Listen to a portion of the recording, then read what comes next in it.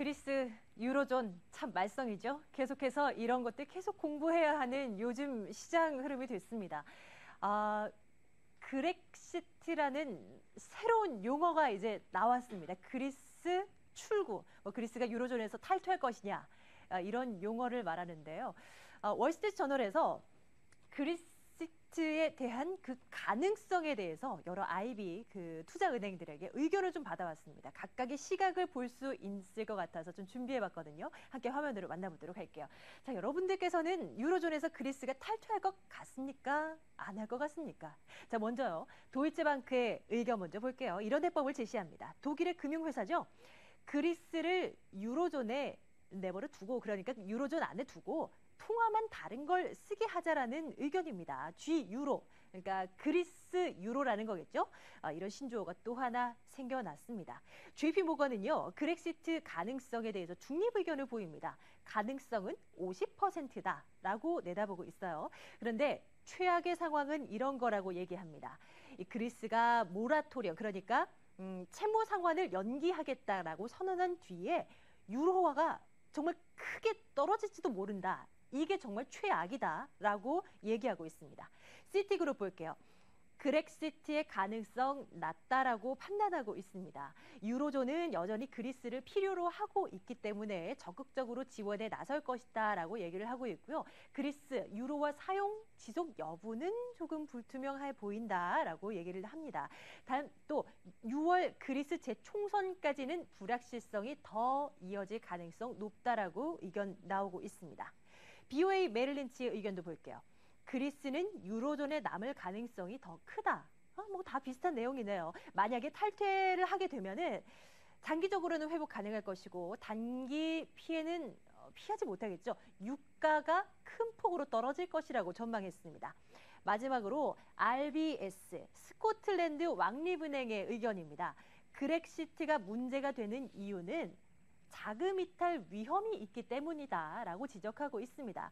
원래 계획이 실패를 했다면 그리스 문제는 차안, 그러니까 플랜 B는 마련이 돼 있을 것이고 어쨌든지 좀 잘 괜찮은 방향으로 흘러갈 것이다. 이런 긍정적인 희망을 놓지 않고 있는 상황입니다.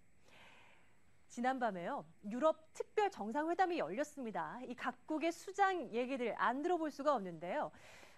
그 회담 결과는 뭐 이렇다 할 방안이 안 나왔지만은 그 회담 직전 그리고 이후에 각국의 수장들의 발언을 한번 들여다보도록 하겠습니다. 먼저 가장 중심에서 문제를 삼고 있는 곳이죠. 독일입니다. 독일 메르켈 총리의 발언부터 보시겠습니다.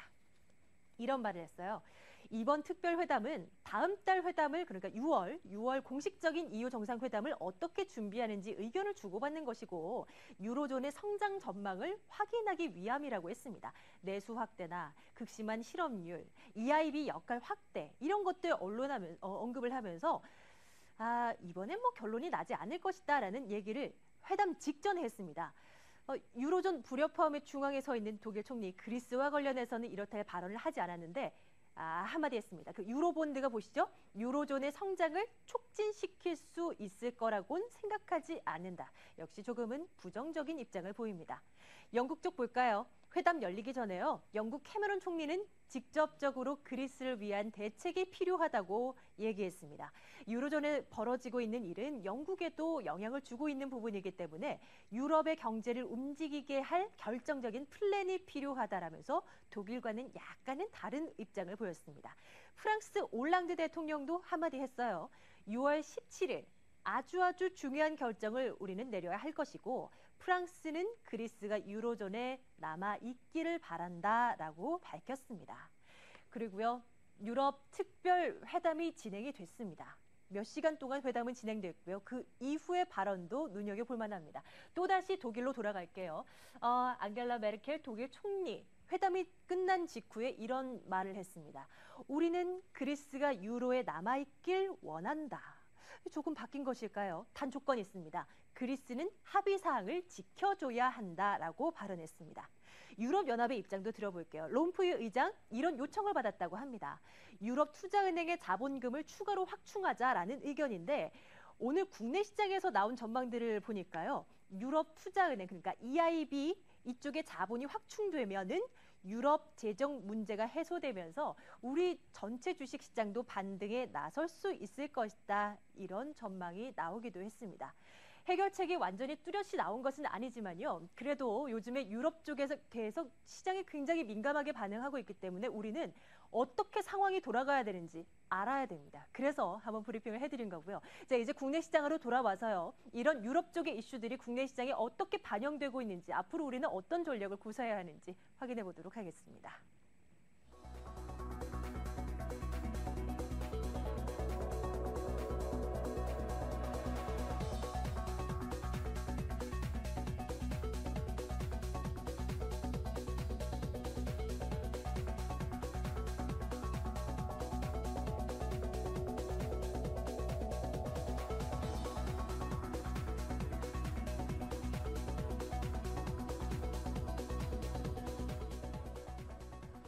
네, 자 오늘은요 승리투자클럽 김기수 대표와 함께 시장 얘기 나눠보겠습니다. 자 대표님 어서 오세요. 예, 안녕하십니까. 예, 네.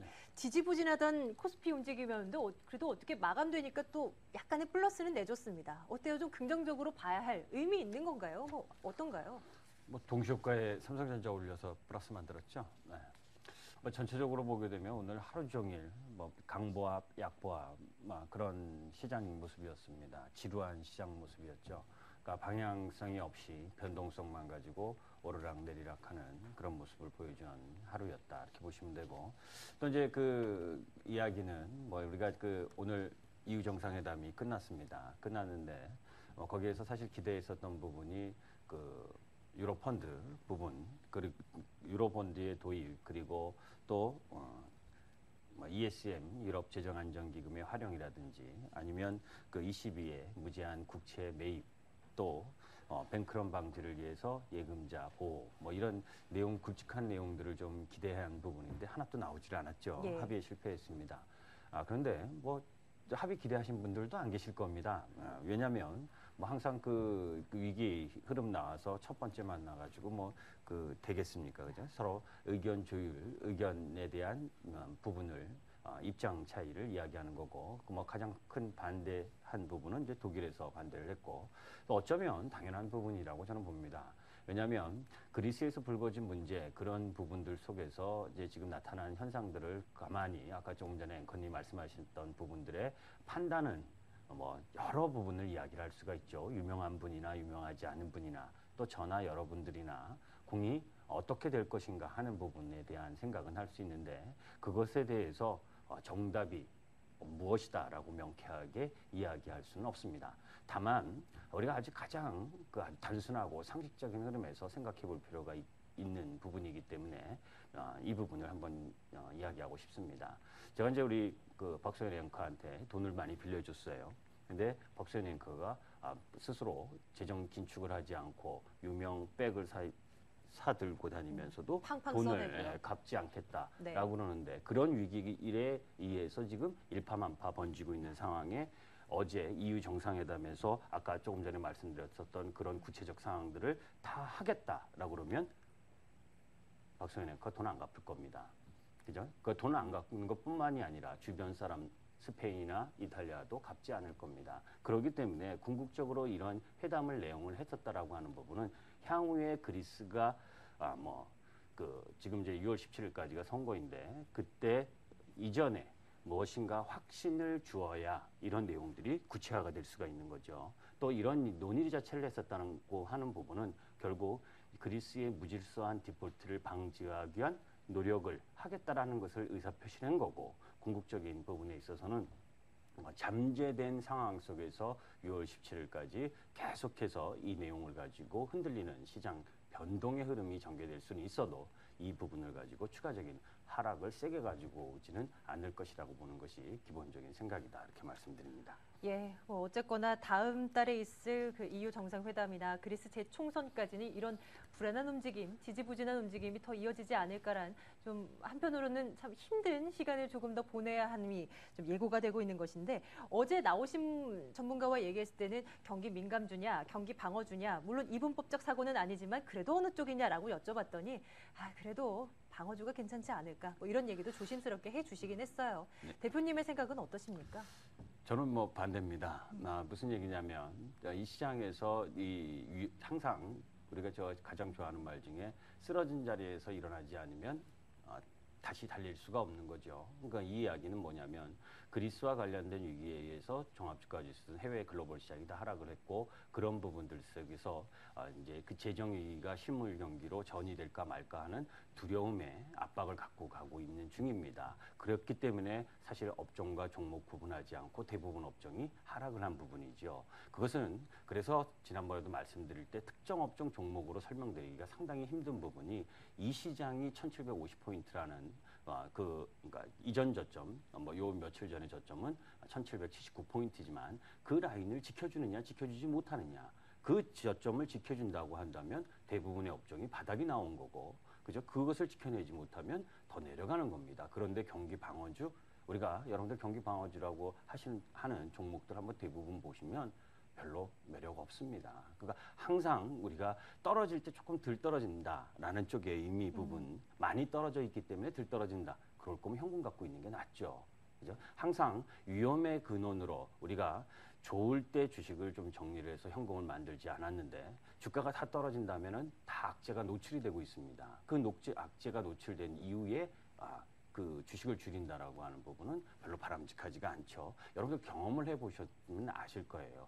반대로 우리가 항상 역지사지 관점으로 시장을 바라보는 부분은 여러분들이 지금 현금을 전부 다 들고 계시다라고 생각을 하시면 지금 가격대에 사려고 고민할 것인지 아니면 두려워서 더 빠지기를 기다리실 건지 하는 부분들을 한번 생각해 볼 필요가 있다. 제가 지난번에 PBR, PER 기준으로 해서 가치에 대한 부분, 그러니까 레벨적인 부분은 분명히 충분히 하락을 했는데 이제 정치적인 변수와 회담의 내용 그리고 사실 아까 말씀드리다 말았지만 우리가 이제 석가탄신일이 내일이죠.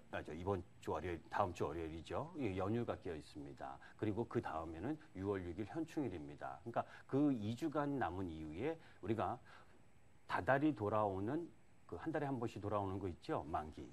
그죠? 근데 요번에는 세 달에 한 번씩 돌아오는 쿼드러블 워칭데이, 내마녀의 달입니다. 6월 2일 끝나면 6월 7일 목요일에. 그러니까 그런 쿼드러블 워칭데이의 변동성에 대한 부분을 지금 준비하고 있는 과정이에요, 외국인들이. 예. 그러니까 지금은 보시면 여러분들 보시면 어제와 어제 그저께 그리고 오늘도 약 1조 3천억 정도의 프로그램 매도만 나오고 있잖아요. 신문에서 외국인이 때렸다. 맞아요. 맞습니다. 외국인이 때린 건 맞습니다. 그런데 그 대부분이 프로그램입니다. 프로그램은 언제든지 상황이 바뀌면 프로그램 매수로 전환할 수 있는 것이고 아까 차트를 하나 다 보시면 이 프로그램 매수 차익 잔고와 매도 차익 잔고가 그 바닥권 쪽 부분에 나와 있습니다. 그러니까 그만큼 프로그램의 주식 관련 주식 차익 매도 부분이나 매수 부분이나 상황만 호전되면 바뀌어질 수 있는 상황에 놓여 있다라는 부분이고 그 타이밍이 언제냐는 아직은 모르는 거죠. 그런데 전체적인 수급 상황에서 보게 되면 외인들이 지난주 목요일, 금요일 그리고 이번 주 내내 풋 매도 그죠? 오늘은 뭐 풋매도, 콜매도를 조금씩 했지만 소극적인 흐름을 보여주긴 했지만 궁극적으로 상방향 흐름을 가지고 타이밍을 재고 있는 상황이다라는 쪽으로 보게 되면 지지부진한 장세에서 항상 주가가 떨어지게 되면 지지부진한 가운데에서 인내라는 부분을 자꾸 시험 들게 하는 상황이 시장이다라는 것을 다시 한번 되새겨 볼 필요가 있고 그런 흐름 속에서 내 종목이 보유하고 계신 종목들이 추세를 유지하고 있는지 바닥계 전저점을 깨지 않고 잘 있는지 그리고 거래량이 많이 늘면서 하락하지 않는지 이런 부분들을 체크하면서 이 어려운 기간들을 인내하고 기다리는 것이 더 바람직하다. 그래서 너무 큰 변동성, 방향성은 제가 보기엔 위쪽으로 가려고 하는 방향성이 잡혀 있는데 변동성으로 여러분들을 지금 힘들게 하는 시장의 흐름이다라고 보고 방어주 쪽으로의 피시는 오히려 현금 확보보다 못하다라고 말씀드리겠습니다. 프로그램 물량 잠깐 언급해 주셨는데요. 그러면요, 그동안에 프로그램 쪽에서 많은 그래도 어느 정도 일정 규모의 팔자 물량이 계속해서 쏟아져 나오고 있고요. 그렇다면 6월에 다가올 동시 만기일에는 그런 물량 폭탄에 대한 두려움은 좀 덜 할 수 있다라고 내다볼 수 있는 건가요? 예, 그렇죠. 오히려 매수로 돌아설 수도 있는 부분이고, 예. 이제 그것이 다 이제 스케줄상으로 보게 되면 6월 6일 날 우리가 이제 현충일이지만 그 타이밍에 22의 그 금리 정책 회의가 있습니다. 거기서 이제 그 이전에 나름대로 그 그리스 총선에 가담하고 있는 정당들이 나름대로 그 정권을 잡게 되면 그리스의 긴축의 이행에 대한 확실한 확약만 준다면 오히려 그 22 부분에 있어서 뭐 금리 인하라든지 금리 인하를 통한 양적 완화라든지 아니면 국채를 매입해주는 무제한 예, 국채를 예. 매입해주는 프로그램이든지 이런 것도 나올 수 있는 충분한 해결의 단계가 EU 정상회담에서 지금은 뭐 별 성과가 없지만 그런 가운데에 그런 수순으로 밟아가는 과정을 밟고 있는 과정이다라는 쪽으로 바라보고 있기 때문에 너무 그리스 사태에 대해서 예. 너무 그만큼 하락했지 않습니까? 그죠? 그만큼 충격을 받았고 이제 그렇다면 그 해결은 항상 우리가 이렇습니다. 문제는 곧바로 다가오지만 문제 해결을 곧바로 할 수는 없습니다.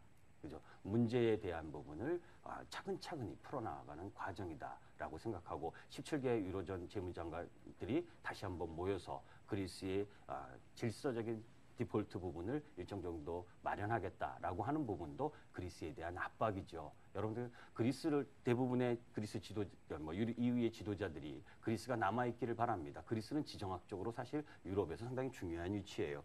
GDP와 관련해서는 EU에서 2%밖에 안 되는 별 볼 일 없는 나라이긴 하지만 지정학적으로 유럽 쪽 부분에 있어서 중요한 위치를 갖고 있기 때문에 서로 불가분의 관계를 갖고 있고 그러한 가운데에 이제 재정 긴축에 대한 확답을 얻고 싶어하는 부분에 있어서의 그러니까 공멸하지 않기 위한 수순의 압박을 지금 계속하고 있는 상황이다라는 부분으로 해석을 하면 예. 그리스가 탈퇴를 하든지 안 하든지는 그 이후의 문제고 주가는 그만큼 반영되어 있다라는 쪽으로 바라보고 싶습니다. 중국 쪽 얘기도 좀 들어봤으면 좋겠습니다. 오늘 그 경제 지표가 나왔어요. 5월 PMI 지수가 나왔는데 전달에 비해서 거의 뭐 1포인트도 채 안 되는 수치로 약간 낮춰졌긴 했습니다만 이게 7개월 연속으로 떨어지고 있는 추세이다 보니까 조금은 악재로 작용하지 않을까 싶었는데 그렇게 반영은 안 되는 것 같아요. 지금 이제 중국 시장의 특색은 그 호주성 재료에도 별로 반응이 없고 예, 네? 뭐 악재가 나와도 그냥 그렇고. 뭐그 차트를 한번 상해 종합의 일봉 차트를 한번 보도록 하겠습니다. 예. 일봉 보기 전에 주봉부터 한번 보도록 하죠. 그러니까 주봉 상해 종합의 주봉 모습입니다. 지난번에도 한번 이제 크게 한번 보겠습니다. 항상 하락의 추세를 돌파하면 하락의 추세 돌파한 이후에 지지 확인을 받는다라는 모습. 지금 몇 주째, 지금 3주째 지지 확인을 받고 있죠. 그러니까 추세를 이탈하지는 않은 겁니다. 자, 그런데 아까 이제 PMI 지수 말씀을 하셨으니까 말씀을 드리면 분명히 경기가 지금 안 좋아지고 있어요. 중국은. 예. 그런데 그거에 대한 기대치가 뭐 이제 금리 인하라든지 부양에 대한 의지 이런 부분들이 나와야 되는데 사실 중국도 동떨어진 나라가 아니죠. 사실 그리스가 만약 탈퇴를 하게 되면 그리스와 EU의 문제가 아니라 중국의 대EU 수출이 엄청납니다. 그런데 그 수출 비중이 가장 높은 부분에서 안 좋은 흐름이 전개가 되게 되면 중국 안 좋게 되고 예. 중국의 또 수출 비중이 많은 나라가 우리나라죠. 그럼요. 그러면 우리도 역시 연쇄적으로 안 망가지는 좋을 겁니다. 수밖에 그러니까 없죠. 전 세계적으로 도미노로 현상으로 안 좋아지는 상황이기 때문에 그건 절대적으로 우리가 확률적 주식 투자를 하는 사람 입장에서는 그 극단은 생각하지 않는 것이 가장 좋다라는 쪽이고 그런 부분에서 중국 시장의 PMI 지수가 안 좋은 부분은 이런 부분입니다. 너무 좋을 때 금리 정책을 쓰는 것처럼 그죠? 안 좋은 상황이 7개월째 연장되고 있는 상황이기 때문에 나름대로 원자국 총리가 지금 뭐 표시는 안 나고 있어도 자, 궁극적으로 계속해서 하루가 멀다 하고 무엇인가 대책을 마련하는 그런 흐름들이 전개가 되고 있다라고 하는 부분은 위기는 몰려올 때 한꺼번에 오지만 그 위기가 다 끝나게 되면 또 언제 그랬냐입니다. 요즘 곰곰이 다시 되돌아가 보면 여러분들 작년 8월, 9월에도 프랑스니 미국이니 신용등급 막 이러면서 억눌렸었던 그거 언제적인지 다시 기억에도 없었죠. 올라갈 때는. 또 그 이전에 2008년 예, 그러네요. 10월 27일 리만 브라더스로 폭탄을 맞았을 때도 여러분들 1년 지나고 나니까 별 감각이 없었잖아요. 그죠? 맞아요. 근데 예. 지나고 보면 항상 그런 위기가 기회였다라고 생각을 하시면 긴 안목, 짧은 안목으로는 답답할 겁니다. 그래서 제가 엊그제도 여러분 말씀드렸던 게 종목 업종을 선택을 지금은 말씀을 드릴 수가 없다. 왜? 1박 2일을 못 가기 때문에. 그죠? 낙폭이 가장 많은 쪽에서 돌아서서 갑니다. 아까 말씀하신 거 두산그룹주들 오늘이 가장 좋았죠. 오늘, 두산인프라코하고 제가 이제 시간이 없는 것 같아서 다 같이 설명을 드리려고요. 그것도 아까 이제 중국 말씀드렸었던 그런 내용입니다. 중국의 부양 의지 부분들이 이제 곳곳에서 조금씩 나타나고 있는데 철도 작년에 철도 사고가 났었죠. 그 이후에 철도 쪽 부분에 있어서의 사업을 재개하는 부분이 적었었는데 그것을 재개하겠다라고 했기 때문에 나름대로 두산인프라코와 세 개의 캐터필라 같이 이제 그 동종의 업종 종목군으로 보게 되면 두산인프라코는 PER 기준 8,600밖에 안 됩니다. 나머지들은 9.2배, 세계적인 기업들은 9.3배, 9.5배까지 지금도 받고 있는 상황이고 절대적으로 저평가되어 있는 건 분명하죠. 그런 가운데 이제 거의 바닥 근처 라인에서 같은 두산그룹주와 두산중공업, 두산인프라가 같이 움직여줬다라고 하는 부분은 또 하나 이제 같은 맥을 하면서 저점을 경신한 종목들이 중간중간 순환하면서 낙폭과 대지의 반등. 지난 화요일에는 증권주하고 트레이커 업종들의 반등이 셌었죠. 그 반등이 연속이었고 오늘 건설주가 추가적으로 대림산업이나 현대산업이 조금 더 올라올 수 있었던 건 예. 미국 시장의 주택 지표 괜찮다고 나왔죠. 그리고 공작 기계 관련 그리고 기계 관련 흐름들에 있어서의 부분들이 양호하다. 그러니까 우리가 그리스에 함몰되어 있고 EU에 함몰되어 있는 상황 속에서 나타나는 미국의 경기 지표나 건설 주택 사실 가장 큰 문제는 주택 문제였었거든요, 미국에. 그런데 그런 주택 관련 문제들이 서서히 회복하고 나아지는 모습을 보여주고 있다. 그런데 그것이 반영이 잘 안 되고 있습니다. 무엇 때문에? EU라는 거에 너무 전 세계 시장에 시선이 가 있기 때문에. 물론 중요하지만 그러한 중요한 부분들이 희석되고 풀려가면 그죠? 이렇게 반영되지 못한 재료들이 이제 한순간에 터지는 그런 흐름들이 나올 수도 있다는 걸 생각하고 이 지루한 시간을 잘 참아내는 것이 필요하고 단기적으로는 이렇습니다. 이 내일 모레 그러니까 이 월요일이 쉬는 날이기 때문에 지금은 약세장입니다. 일봉상 추세 흐름에서 바닥을 잡는 과정이고 지루한 흐름이기 때문에 내일 금요일 날 외인들이 밀면 밀리겠죠. 또 기관이 밀면 밀립니다.